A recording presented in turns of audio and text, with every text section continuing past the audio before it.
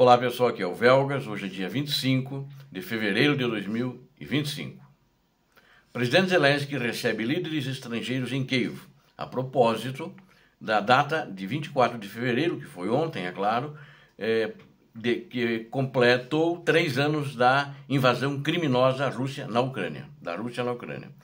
Enquanto isso, em Washington, o presidente Trump recebia o presidente da França, Emmanuel Macron, para discutir a guerra na Ucrânia. E Trump disse que a guerra pode acabar dentro de semanas. Vamos ver esses dois assuntos que são muito importantes e palpitantes na geopolítica internacional.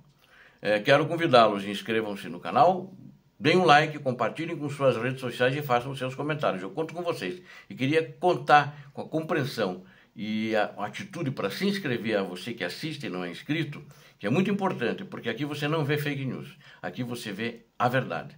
Portanto, inscreva-se, faça parte daquele grupo de pessoas que gosta de ouvir e ver sobre a verdade. Muito obrigado. Bom, vamos falar primeiro os líderes estrangeiros que estiveram em Kiev.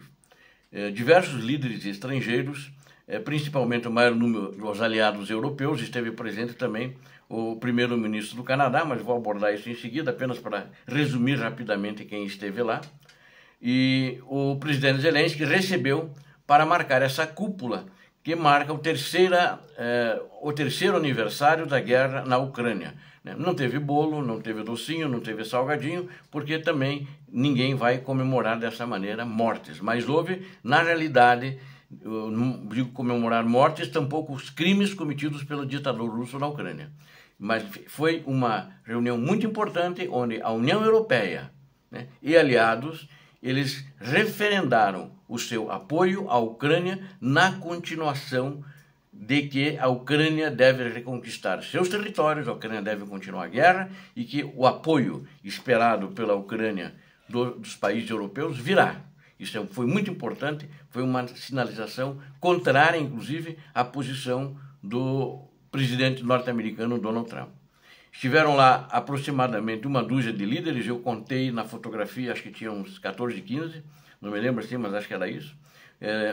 Do Canadá, inclusive, estava presente, foi visitar o presidente Zelensky, e todos esses líderes é uma demonstração de apoio mais importantes do que estavam lá, porque esse pessoal, de fato, vamos dizer assim, no jargão popular, eles puseram a mão no bolso e vão continuar pondo a mão no bolso para ajudar a Ucrânia. Por quê? Porque a derrota da Ucrânia significa a derrota da Europa. Todo mundo sabe, os analistas têm certeza disso, pelas indicações que a própria Rússia deu, de que ele pretende também travar uma guerra no futuro, talvez em no máximo 5 anos, uma guerra contra a Europa, A presidente da Comissão Europeia, Ursula von der Leyen, estava presente, e o primeiro-ministro canadense, Justin Trudeau, também estava presente. E eles foram recebidos, todos eles, não só os dois, mas foram recebidos já na estação de trem, porque eles pegam o trem em Varsóvia e vão até Kiev, porque o espaço aéreo, a Ucrânia fechou o espaço aéreo dentro do território ucraniano, até por motivos óbvios, para um míssil russo lá não abater, principalmente autoridades. Então, por trem, a circulação na Ucrânia tem sido tranquila de uma maneira geral, Eles não estão atacando alvos em trens, alvos civis em trens, E os convidados têm uma noção de que o que está em jogo também não é só a Ucrânia, é também a Europa, Mas enquanto isso,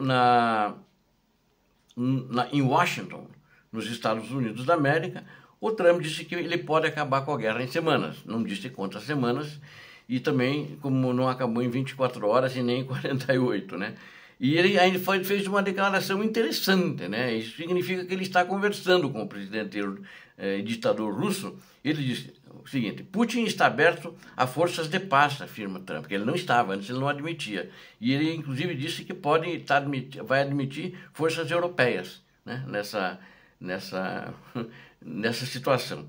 E os líderes europeus, então, estiveram, enquanto isso, lá em Kiev. Mas o presidente dos Estados Unidos, ele disse que podemos acabar com isso em algumas semanas, se formos inteligentes, disse. Se não formos inteligentes, isso vai continuar. e continuaremos perdendo pessoas jovens e bonitas que não deveriam estar morrendo, disse ele, falando ao lado do presidente francês Emmanuel Macron. Trump afirmou que os Estados Unidos da América apoiavam o envio de tropas europeias para monitorar um cessar-fogo e que ele havia discutido a proposta com Putin, que a aceitaria. No entanto, depois que eles falaram, o Lavrov, que é o ministro das Relações Exteriores da Rússia, disse que a Rússia não aceita. Então, é uma coisa assim, um diz uma coisa, outro diz outra. Então, mas é um jogo que eles fazem entre eles, né? Trump também afirmou que os Estados Unidos da América, quando perguntado se a Ucrânia deveria estar disposta a ceder território à Rússia como parte de um acordo negociado, Trump respondeu: veremos, observando que as negociações ainda estão nos estágios finais. Ele mudou o discurso. É que ele levou bordoada de todo que é lado, inclusive dos países da Europa, que na realidade ele deu muita bordoada, bateu firme nos países da Europa, mas ele recebeu de volta que ele não esperava. Então ele está um pouco ressabiado, né? E Macron disse o seguinte: Trump disse que a Europa está preparada para fornecer garantias de segurança à Ucrânia, incluindo força de paz em caso de cessar-fogo. Que aí eu achei interessante isso, né? Porque o Trump não estava querendo nem colocar na mesa de negociações os europeus. As autoridades americanas e russas já tinham se reunido antes na Arábia Saudita, né? Então, isso aí é um fato notório, mas eu quero ainda agora relatar como é que foi o discurso deles em público, né? Eles falavam um perto do outro, mas apenas uma passagem que é muito interessante. O Trump estava falando que a Ucrânia tinha que pagar, né? Todos tinham que pagar, porque ela que recebia o dinheiro, mas aí o Trump segurou um pouco na mão dele, assim, meio para o Trump parar de falar, ele parou. Não sei se muitos de vocês talvez devem ter assistido. Aí o Macron disse o seguinte: o país agressor não é a Ucrânia, o país agressor é a Rússia. O Trump disse que quem começou a guerra, esses dias na imprensa ele ficou quieto, estanhou os olhos, mas não olhou um pouco para o Macron e ficou olhando para frente, não encarou o Macron. Que o agressor é a Rússia. E quem tem que pagar pelos prejuízos é a Rússia. Nós, ele falou, nós, a Europa, né? Não nós, França, e a França participou também.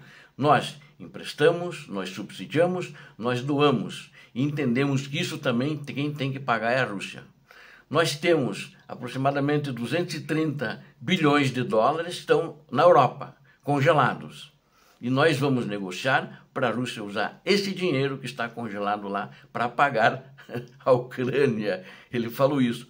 O Putin ficou sério assim, aí olhando para frente, não olhando para Macron, o Trump falou, o Putin, sério, desculpe-me, o Putin ficou sério, não, porque o Putin deve ter ficado nervoso ao ver isso na televisão, assim como eu vi, só que eu dei risada, achei interessante. O Trump disse o seguinte, me interrompendo assim, né?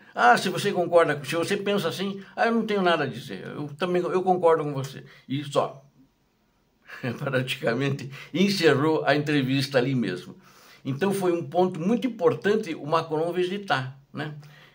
O Keir Starmer falou hoje, nessa oportunidade também em Kiev, que ele já tem prontos 30 mil militares, 30 mil soldados para enviar para a Ucrânia. Então, é outro fato importante que reforça. Isso também, o Trump já sabe desse assunto.